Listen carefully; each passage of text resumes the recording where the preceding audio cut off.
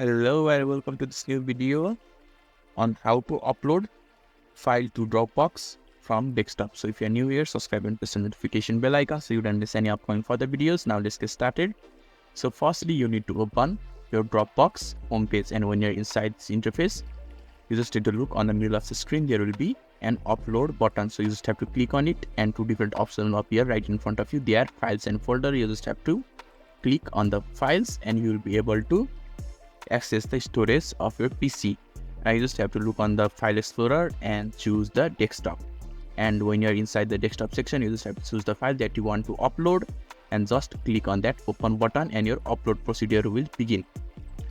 And next way to upload files to Dropbox from desktop is just by copying the particular file that you want to upload, and you can just go to my PC, and on the file explorer there will be an Dropbox tab. So you can just go to the Dropbox tab and paste it, and you will be able to upload files to Dropbox from desktop.